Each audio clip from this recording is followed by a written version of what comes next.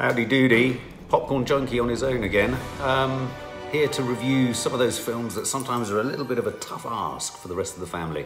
This is Lucky, directed by John Carroll Lynch, starring the wonderful, wonderful actor Harry Dean Stanton, who sadly died last year, maybe even earlier this year. Harry Dean Stanton, for those of you who don't know, very famous for his part in Paris, Texas, directed by Wim Wenders and co-starring Natasha Kinski, that wonderful Ry Cooder soundtrack. It was the dad in Pretty in Pink, one of the crew members in Alien, and was the sort of Mormon or Quaker who slices his neck open in Seven Psychopaths. So he's been one of those actors who's been around, you know, like Dennis Hopper, really, same sort of generation, who's been around for years. So when I saw that this film was coming out, I had to see it. I was kind of intrigued, you know, when the family said, "What are you going to see?" I said, "I'm going to see a film called Lucky about a 90-year-old guy. What happens? Not a lot." And they were like, "Nah, okay, you go and see that one." I've been a Harry Dean Stanton fan for years, and also co-starring alongside him in this film, he's been in a lot of David Lynch's movies. So obviously David Lynch plays his friend Howard, a sort of barfly who he chats with. So I was intrigued to see a bit of David Lynch too.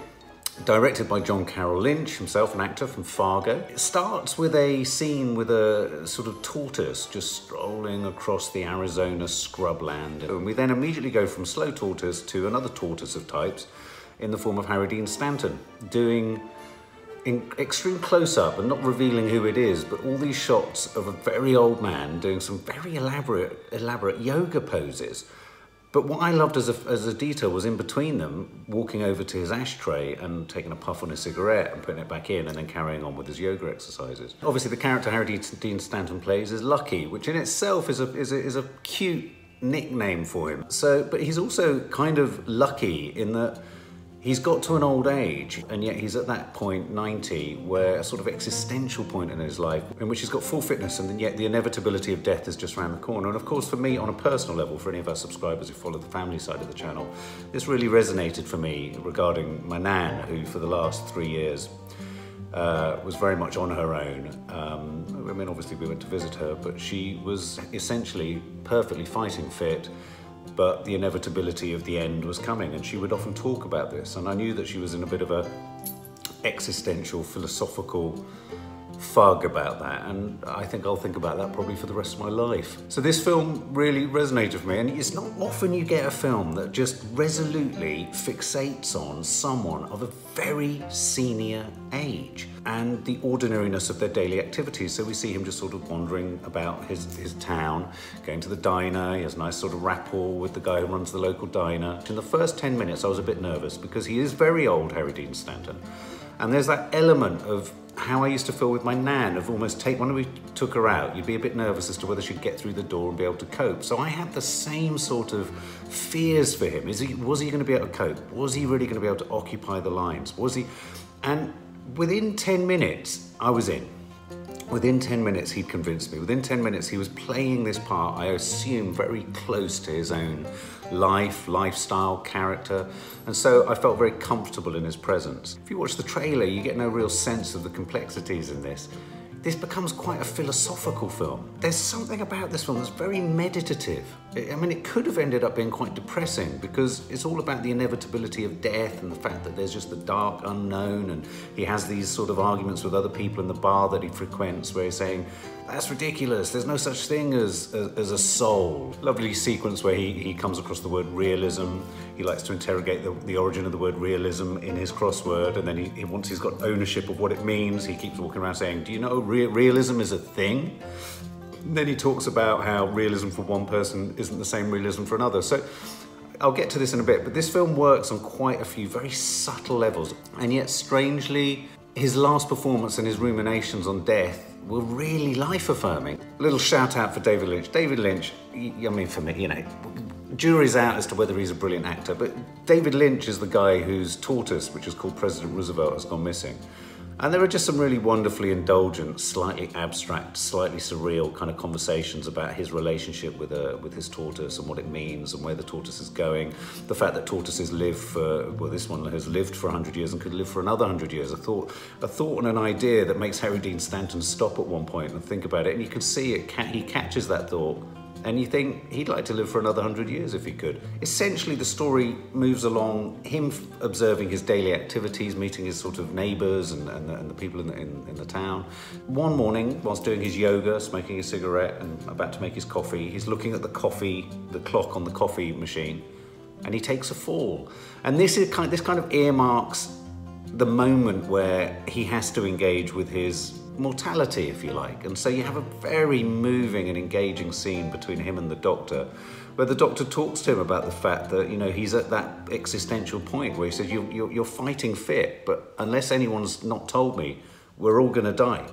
As Harry Dean Stanton says to a character at some point, no one gets out of here alive. And it's very true. And you can see there's a look of he's almost perplexed, Harry Dean Stanton, that he's fallen and that there could be just some element to his physicality that means he's just going to die regardless of whether he's ill or not. There's a great scene where in the bar at one point David Lynch is talking to a life insurance guy about leaving his estate essentially to President Roosevelt if he comes back, the daughters. Lucky wanders over and is so outraged by this man sort of monetizing death and what have you. He squares up to him, picking a fight with a life insurance salesman. There's life in this guy, and so there are some wonderful moments. Now this prefigures, there are little moments of sort of magic realism as well, where he sort of dreams that he's walking off into this red sort of corridor with an exit sign and what have you. This film is more than the sum of its parts. It adds up to a really subtle, moving, engaging. It's almost a film that kind of grabs your heartstrings by stealth, because the one thing Harry Dean Stanton isn't doing in his performance, and the film doesn't try to structure it like this, he's not tugging at your heartstrings, he's not asking for your sympathy. Just like My Dear Nan, he's not demanding your sympathy, he doesn't feel sorry for himself, he wants to get on, he doesn't like it when people are concerned about the fact that he's taken a fall. But there's this wonderful moment where something just shifts in him. And there's a moment where I think the work colleague of the guy who works in the diner pays him a visit at home. They get a bit stoned together, they're watching TV, and he says, can I tell you a secret? And you're thinking, oh my God, what's it going to be? The undying love or whatever. And he says he's scared. We used to say about Nanny Thelma, she's lucky to have lived such a long life, but are you lucky to get to that point, feeling totally fully bodied, when you absolutely know you're facing your fate? To be kind of walking towards death, fully able and fully minded and what have you, I can only imagine. I find it torturous now, so I can only imagine it's quite torturous for, you know, someone of 91. Many shots in this film are wonderful, like craggy close-ups of Harry Dean Stanton's face, and for me, his face is virtually an American landscape in itself. It's like looking at Arizona or New Mexico. And so Harry Dean Stanton as well brings a sort of all that heritage of Hollywood and independent filmmaking from the 70s. You know, I was thinking at the same time of Dennis Hopper and Easy Rider. I was thinking of all those sun-baked movies of the 60s and 70s. Harry Dean Stanton would pop up in so many of them, and he was literally like a feature on the American landscape. And so the thought that he won't be there and the idea that he's placed center stage is just a charming and apt final chapter in his career. You can see why David Lynch has got involved with this. This is essentially, I would say, a Buddhist film. It's a film about enlightenment and trying to find enlightenment. There's a wonderful moment where I can't quite work out what he's walking past, but he walks past this sort of almost corrugated iron shrine type thing that's sort of been built between some of the shops. And every time he walks past it, the first 3 times, he looks down it and just says, "Cunts!" and then carries on walking. And each time it made me roar. I mean, I was the only one in the cinema roaring with laughter when he did this. And then on the last one, we see what he was looking at, and it was kind of like a statue. And I wondered whether that was a sort of moment of enlightenment, a moment of acceptance. It's 88 minutes long. It didn't feel too long. It goes at a languorous pace, a bit like the movies of Jim Jarmusch, Stranger Than Paradise, Down by Law, those sorts of films. I felt like it knew it was in possession of so many philosophical ideas. I love the way in which they shot his body, not afraid to show a very elderly body doing yoga and doing his ablutions and shaving and what have you, which does challenge us, because, you know, if you look at a very old body, I remember seeing when my nan was having a bed bath and stuff, you're looking at the human body in terms of it becoming a body. And that's a challenge, because if we can sort of almost get rid of that taboo a bit, perhaps we would find that moment a little bit easier to contend with. This film very gently and very humbly floored me. It's a very moving film. It's a very tender film. You know, the line that really stuck with me was this idea that none of us get out of here alive. And I thought this film was a very gentle and very honest and very clever exploration, and a very real exploration. There was a sort of documentary element almost, because Harry Dean Stanton was this age. And there was an added resonance when you think that, I know he died shortly after making it, a year or so after making it, or 6 months after making it. And so you look at him in the part in a different way, thinking, this thing that you're thinking about has happened to you. And that's both tragic, and yet at the same time, having watched this film, if I knew Harry Dean Stanton or was related to him, I would feel, after having seen this, that he would genuinely be in a happier place or content with the next step, if you know what I mean. And he delivers, for me, possibly one of the greatest lines in film this year, when challenged by the life insurance man as to why he doesn't want to talk to him. He says, if there's one thing worse than an awkward silence, it's small talk.